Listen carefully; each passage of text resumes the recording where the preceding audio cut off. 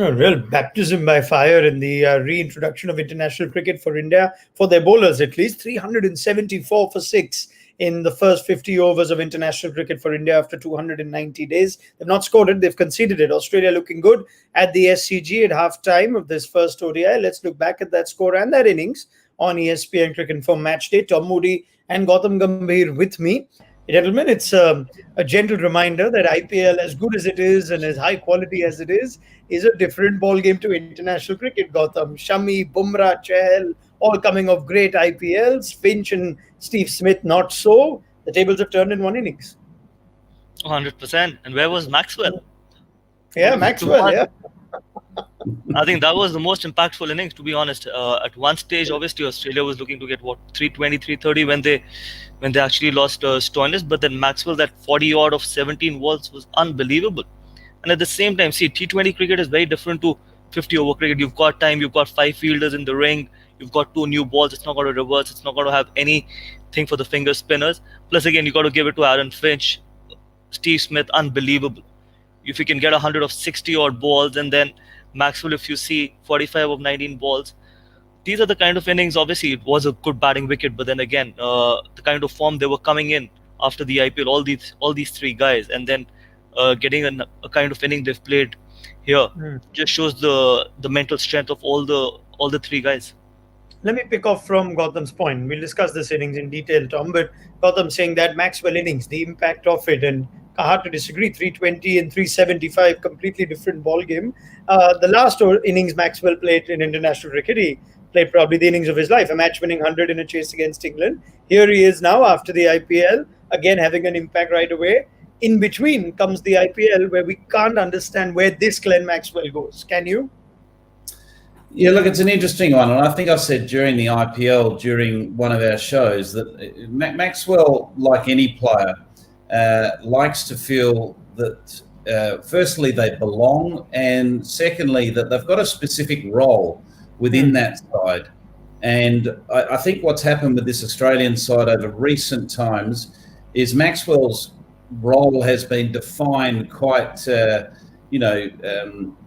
directly, and there's no confusion with it. You know, we've seen him up and down the order quite frequently in the Australian team, and there's been some good Maxwells and there's been some disappointing Maxwells amongst it. But he's got a clear role now at the back end of the innings where he's sort of seen as the so-called finisher, and he's allowed to go out there and express himself and be that sort of creative person that he is at the crease. And I think in the IPL, I think there is always that sense of confusion around his role, hence that then creates pressure on him, and therefore it's nearly like a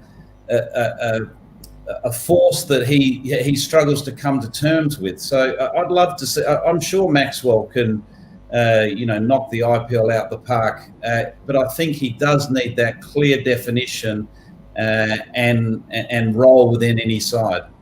And Ronak, just want to add, see, price tag makes a huge difference as well. See, when he plays for Australia, he's got security, and being a number 7 in 50 over cricket and being a number 7 in T20 cricket, especially in IPL, obviously people expect him to win day in day out, but that will not happen. When you pick Maxwell, you got to accept this fact that there could be a Maxwell where he might not just perform the whole IPL. Probably you got to give him a role which is at number 3, number 4, where he can actually feel some balls, where he can actually just get in and then probably take the finisher's role. And again, because you have such a huge price tag, you want to actually want to have the same price tag the next year as well. So that's the kind of insecurity that IPL brings to any international cricketer, and that's the reason why we haven't seen the best of Maxwell. And even when you see with Kings 11, he's actually batted at number 5, number 6, and in a T20 game, it's just too lower down the order as well. Probably we can you always wiser after the event, but probably he needs a settled batting order, especially in T20 cricket where it could be number 4, especially in franchise cricket. I'm not talking about Australian cricket because Australia's got a lot of depth in their batting. When it plays for any franchise, probably number 4 is a number which probably will suit him, especially in IPL. Is he the kind of player, Tom, that's better in a team of strong players coming in after Finch, Warner, Smith, for the Australian side, or is he better than that? Is he capable of leading the batting for a side in a domestic franchise as well? Well, he came in with a strong side in Kings 11, you look at their batting lineup. So I don't think, he needs the protection of a strong side. I think he needs the protection from team management and role clarity around what is the expectation. The greatest challenge any player has is living up to and dealing with expectation. And that's a good point that Gotham makes around the expectation of the price tag. So that's an added addition that's on top of just international cricket pressure. In IPL cricket, if you're playing for $1 million, the expectation of you to deliver to at least prove to the fans and prove to your owners that you're worth it is an enormous pressure. And it's something that players we see year in, year out, whether they're domestic players, Indian players or international players, deal with that sort of expectation. Some do it well and embrace it. Others find it very difficult. And I would in franchise, I would never want Maxwell to be a floater. I would want to give him a permanent batting number, even if he fails for the 14 games. Okay, in 50 over cricket, you can use him as a floater because you've got a base to play from. Today, if you see he batted at number 5 or number 6, because they had the base, they had a great foundation. In T20 cricket, it doesn't happen day in, day out. In 50 over cricket, it can happen. So put him at number 4 and just stick with him there. And that's when you will realize whether he has the potential or he doesn't. Because if he fails at number 4, you push him at number 5. Then you push him at number 6. Sometimes you push him at number 3. So when there is no permanent number, your mindset, because the more you push him down the order, the more he'll play like a number 6 or a number 7. Give him a permanent number, like they had given it to Kings, KL Rahul, Chris Gale, Nicholas Puran, all those guys. You got to have a permanent number for Maxwell, whether he succeeds, whether he fails. You got to give him 14 games on one single number. The other thing I'll just add to that is that Maxwell, like an Andre Russell, they're very unique players. They're rare, and Nicholas Puran's probably in that bracket as well, where you get high return through incredibly high strike rates, and they can do what a lot of other players can't do. But what you need to do is embrace and accept the fact that they're going to fail because they play that high risk game, and not let that be a distraction or a jolt of their confidence. You continue to back them in the position that you choose to back them in. Gotham's saying number 4. If that's the number, you back him in that position, knowing in 14 games, they will win you a minimum of 4 games alone themselves. And if you're buying someone in the auction, you'd be more than happy to say, well, that one player alone is going to win me 4 games. I only need to win 8 to qualify for finals. And I've bought one player that's going to win 4. And just want to add, probably the last thing, because Tom has more experience when it comes to the auctions.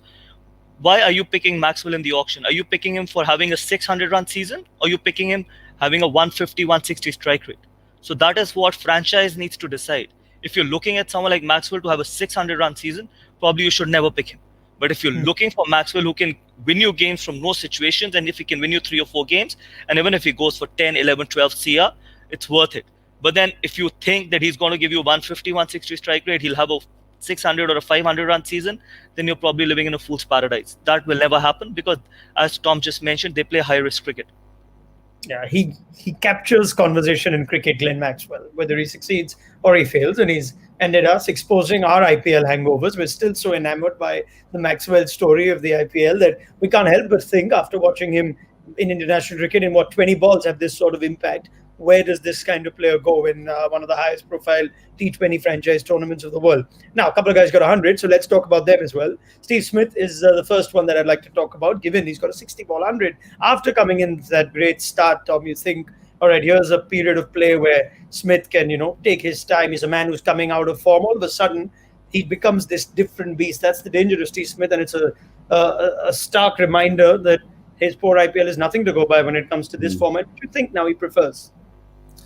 Look, I can't speak highly enough of this innings because you need to put the big picture in perspective here. He came off an average IPL.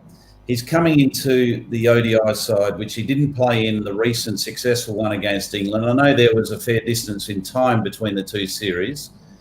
He comes in with a lot of people, given the start that Australia had, would have been thinking, oh, why didn't they put Stoinis in next? Or why didn't they put Maxwell in next? So there's the pressure of a strategic move to push him down the order.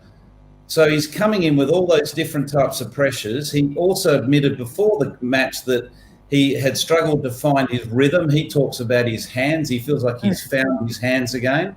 So he's got all those things on his mind, but he still manages to go out there with all those distractions, put them at bay and bat like he batted. And, you know, to score 105 off 66, I don't care whether you get off to a good start or not. I just think that is just a special innings from a very special player. Gautam? See, again, I think Steve Smith is a completely different beast when it comes to 50 over and Test cricket. But I still believe that he's not the same beast in T20 cricket, because there is more pressure on him that he needs to play the aggressive role. But if you see today, that's just pure class. I don't remember in those 66 balls he ever actually taken any chances. He just played those cricketing shots the way he plays Test cricket as well. It's just he was more innovative. He had more intent, and he's a completely different beast when it comes to 50 overs and Test cricket. Yeah, if you talk about T20 cricket, probably you would not rate him in the same category as people like Rohit Sharma or, for that matter, the Chris Gales of the world, because he needs time as well, and he doesn't have that power game. Yes, he's got great hands. He can hit the ball from middle stump over cover. He can hit the ball from outside the off stump towards mid wicket as well, and that's his hands as well. But then sometimes in T20 cricket, you need that power game as well, especially with people like Steve Smith who will bat at number 3 or number 4, and unfortunately he doesn't have it. So he will get loads and loads of runs in 50 over cricket. He would probably be one of the greatest in Test cricket as well. But when it comes to T20 cricket, he will always have those question marks, because everyone has their own games as well. If you talk about Virat Kohli, it's exactly the same. He's a different beast in Test cricket and probably in white ball cricket. He's probably the greatest in white ball cricket. But when it comes to T20 cricket, he's not a Glenn Maxwell or probably the Andre Russells as well, because everyone is different. Every individual is different.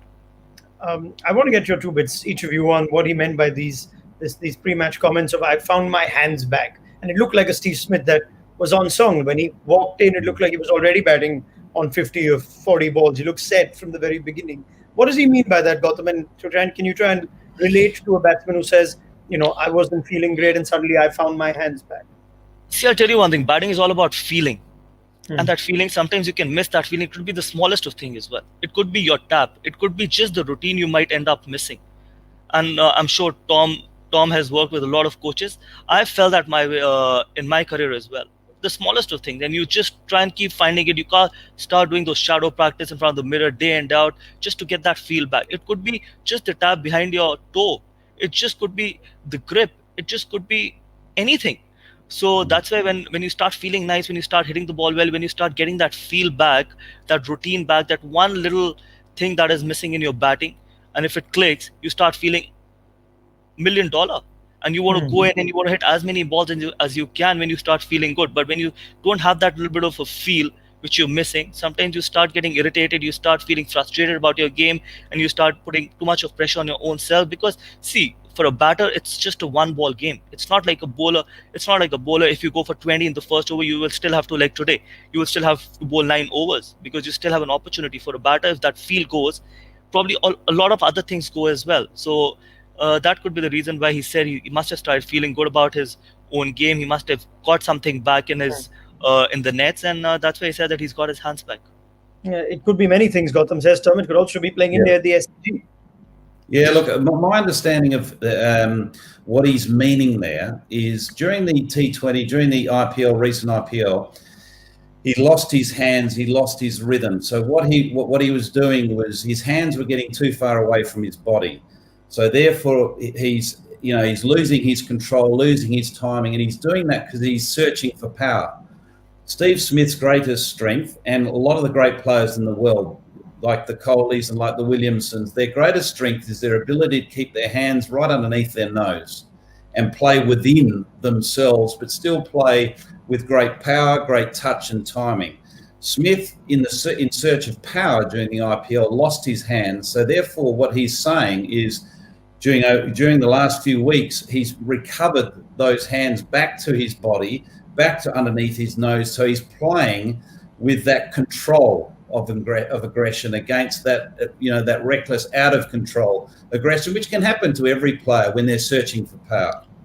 And I actually want to see Steve Smith, what kind of an approach he takes, especially in a T20 series. Because see, in 50 overs, your mindset changes completely. You've got 5 fielders inside. You know that there's not enough pressure on you to score quickly. You've got time on your hands. But when it comes, and I really want to see actually in three T20s how he approaches his game. Whether he's going to start hitting the ball again really hard, whether he's going to have the same approach what he had today. So let's see, because T20 cricket is very different. Your mindset is different. Your techniques changes.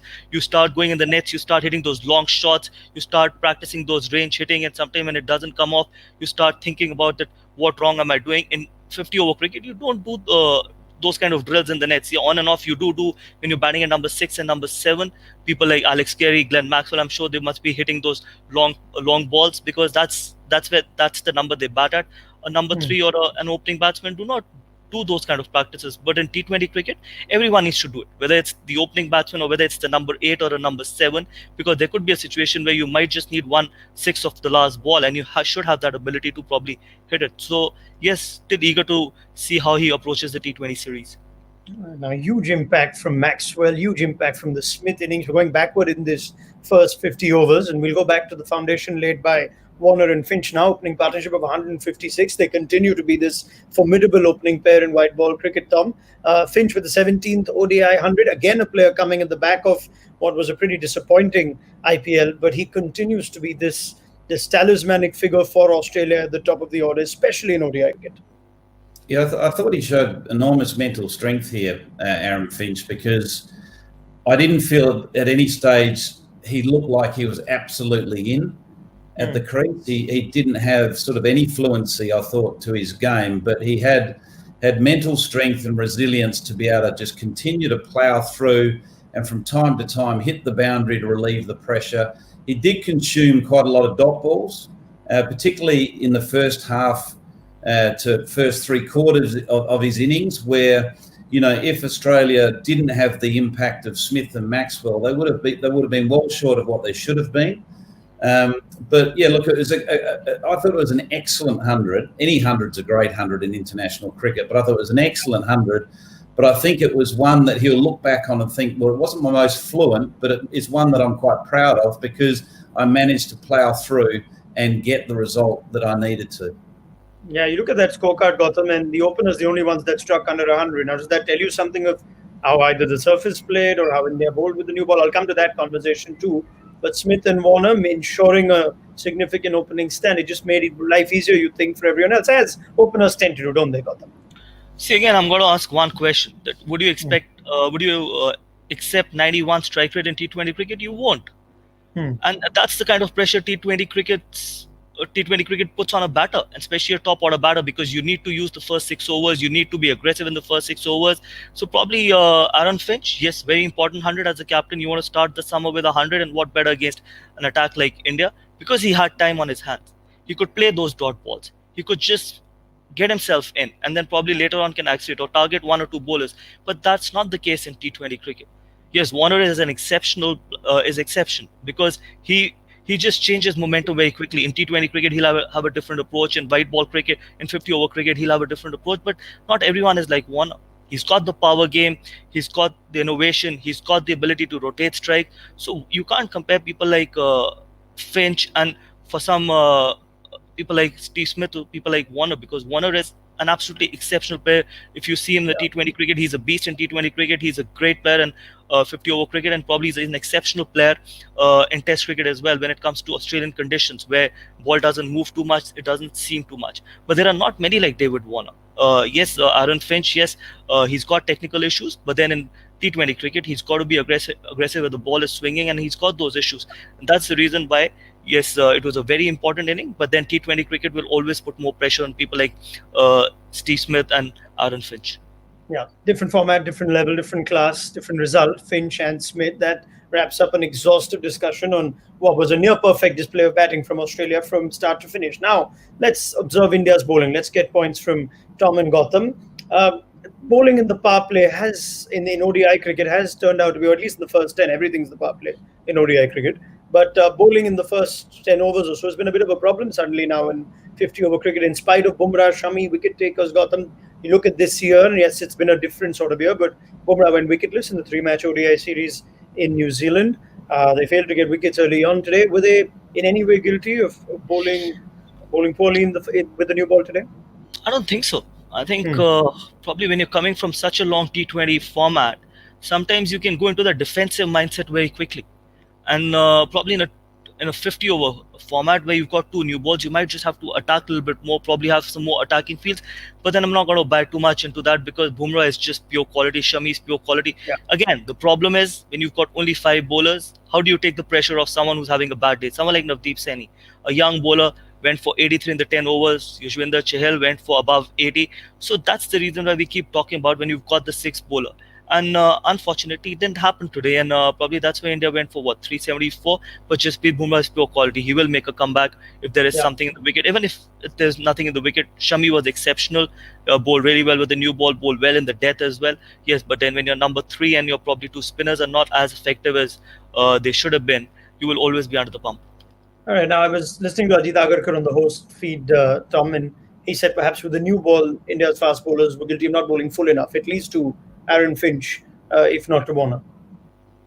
Yeah, look, I would. There's a couple of points I'd like to make. I thought, firstly, that as soon as they offered width to Finch, it's exactly what he's praying for, and also just short of a length is what he's praying for. And I felt there was a couple of times they offered that, and I'm sure that's something they would have talked about leading into the game to steer away from Finch. If anything, they want to just angle the ball into the stumps to him on that fullish length. So I'd agree with that point. The other point I was surprised with is against Warner that not at one stage early on in his innings did they go round the wicket and change the angle in towards the stumps to Warner. So I thought their line was very predictable, particularly when they learnt very early on that the ball was not swinging. So there's very little movement off the seam, and there was zero movement in the air. So there's very little for the bowlers. And so you could read that quite quickly after the first few overs that it was quite a timid surface they were playing on. To that point, I would have liked to have seen a spinner bowl in those 10 overs. I would have loved to have seen either Chahal or Jadeja. It wouldn't have mattered. Either could have done a capable job just to, again, create that opportunity in a time where you know that you're challenged to take wickets in power play. Historically, you've been challenged taking wickets. Well, let's change it up. Let's change the pace of the game, change the angles, the speed, all those things to try to create those opportunities. Because if you're not taking early wickets, you're always staring down the barrel to a big total. Probably spot on. I would have definitely loved to see Jadeja bowling in the first 10 as well, especially against Aaron Finch, because with the new ball, you never know which one's going to spin and which one's going to go straight. So he will always be a wicket-taking option. And plus, it's very difficult to bowl, especially in a day and night game at SCG in the first inning, because there is nothing for the bowlers. So probably they could have actually used the short ball a little bit more, especially to people like, I know it's tough. It was a very timid wicket, but then when you've got pace with someone like Jasprit Bumrah and Navdeep Saini, probably they could have gone a little bit more harder and probably used that short ball a little bit more, which I actually didn't see, especially from Navdeep Saini.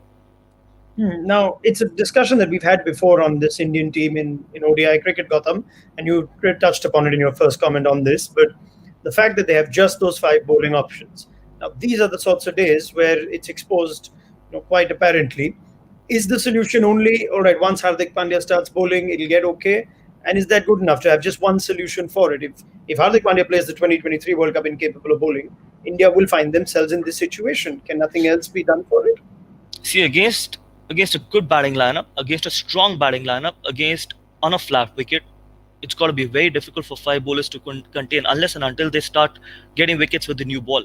If you don't take wickets with the new ball, especially in the first 10 overs, then it's going to be tough for anyone. So you've got to find your 6th bowler, whether it's Hardik Pandya, whether you put someone at number 4 who can actually bowl in place of Shreyas Iyer. I know he's done fabulous, really well for India. But then you need to have the 6th bowling option. These days will become more frequent if they only continue playing 5 bowlers, especially in places like Australia on flatter wickets. Unless and until Hardik Pandya does not bowl, probably you need to find another all-rounder who can bat at number 6 and then can chip in with a couple of overs as well. Because there used to be Kedar Jadhav who used to bowl 3 or 4 overs, obviously not the most threatening one, but then at least he could chip in with overs. Then if you had the 6th bowler, Navdeep Saini or Yuzvendra Chahal wouldn't have to bowl 10 overs where they went for above 80. But 5 bowlers against a quality attack on a flat wicket, probably you're walking on the knife edge. Does it call for some ruthless selection in some ways, Tom? That even if a batsman like Shreyas Iyer or Manish Pandey, whoever else you've picked, even in this touring party, is done well. That's not the need of the team. The need of the team is two guys who can bat and chip in a few overs. Is that something India really need to look at? I think, personally, I think it'd be a massive mistake trying to find something that's not there. Quality top order batsmen that can bowl are like hen's teeth. They're so rare, and that's why it's such a topical conversation when you do discover those rare commodities. You only have to look around world cricket and you can count them on one hand, the ones that are quality level. Hardik Pandya is that quality, but he's recovering from injury. So I wouldn't be worrying myself too much the fact that India have only got 5 specialist bowlers at the moment, because they know the bigger picture looks very, very different. They just need to focus on making sure that he recovers to a point of 100% level, that they don't rush him, and that he has longevity as a genuine all-rounder, because he is the real deal, and he will be the real deal when he's 100% fit. So rushing that process, I think, will be a mistake, because you only have to look how far away the World Cup is. We've got 3 years or 2.5 years. So there's no rush. There may be a bit of short-term pain, but to change the makeup of the top 6 just to find an all-rounder that's not really good enough with a bat or with a ball is not the answer. Probably, I would actually like someone like Washington Sundar. He can actually be a very useful batter as well. He hasn't got enough opportunity. Probably, I know it's got to be very hard on someone like Shreyas Iyer. It's got to be probably push someone like Washington Sundar at number 4, and then he can actually bowl in the first 10 overs as well. He can actually, you'll get 3 spinners. You've got a left-arm spinner, you've got an off spinner, and you've got a leg spinner, and you've got 3 fast bowlers as well. I know where Tom is coming from, that you don't find something if you don't have it. But then probably against a weaker opposition or against weaker side, you try and push yourself to have the 6th bowler and probably flirt with your top 6 a little bit, because you have to groom someone. If you don't have it, you can't just be dependent on someone like Hardik Pandya. When is he going to be fit to bowl? Until that time, we will only go with 5 bowlers. That's going to be very risky, because too much of dependency on one player, especially Hardik Pandya, as your 6th bowling option. And if he's not fit, where do you go from there on? So you got to develop someone, and there is a young guy who you could develop for future as well. So I would have definitely loved to have him in the squad, and probably just gives another option. India have tried this. Vijay Shankar made the World Cup squad, you think, significantly because of his bowling. Kedar Jadhav, another one, and he has got them. And Ronak, and the kind of form Jadeja is in. Yeah. We've seen it in the IPL as well. He could easily be batting at number 5. KL Rahul at number 4, Jadeja at number 5, Hardik at 6, and then Washington Sundar at number 7. Yeah, I mean, that's the other thing, Tom. When you say play 5 specialist bowlers, would you rather have Jadeja in your team as your 6th bowler? He does have a lack of impact in terms of wicket-taking ability when it comes to 50-over cricket. Yeah, look, I personally don't mind him as the 5th bowler. Right. I don't think. I think he's a very, very good all-rounder, but I don't think he is a genuine number 6 in international cricket. Personally, I think he's a perfect number 7 that can also be moved in the batting order if there's a certain matchup that you want him to go out there to exploit. But again, I don't think that is the long-term answer. I don't think he is your international standard top 6.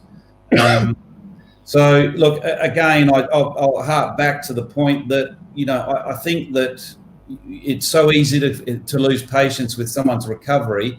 You've got an absolute diamond in your pack. Just wait and be patient for that just to come up good, and that is Hardik Pandya.